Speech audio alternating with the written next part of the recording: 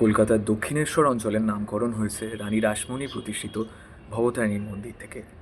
না, একেবারেই তাই নয়, বরং সেই অঞ্চলের ইতিহাস ঘাঁটলে পাওয়া যায় সেই অঞ্চলে অবস্থান ছিল একটা সময় দক্ষিণেশ্বর মহাদেবের, এবং এই দক্ষিণেশ্বর মহাদেবের মন্দির থেকেই অঞ্চলের নামকরণ হয় পরবর্তীতে দক্ষিণেশ্বর।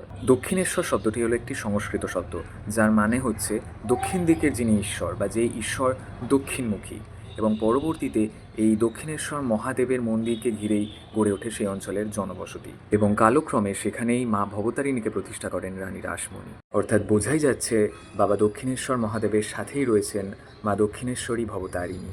এবং আরেকটি বিষয় খুবই তাৎপর্যপূর্ণ, কালীক্ষেত্র কলকাতার একদম উত্তর প্রান্তে অবস্থিত এই দক্ষিণেশ্বর অঞ্চলটি। বাবা দক্ষিণেশ্বর মহাদেব এবং ভবতারিণী মা দক্ষিণেশ্বরী একসাথে দক্ষিণমুখী হয়ে তাদের কৃপা দৃষ্টি অনবরত বর্ষণ করে চলেছেন। আপনাদের কাদের কাদের এই তথ্যটি জানা ছিল তা কমেন্ট করে অবশ্যই জানাবেন, এবং আমাদের চ্যানেলটি সাবস্ক্রাইব করে আমাদের পাশে থাকবেন। ধন্যবাদ।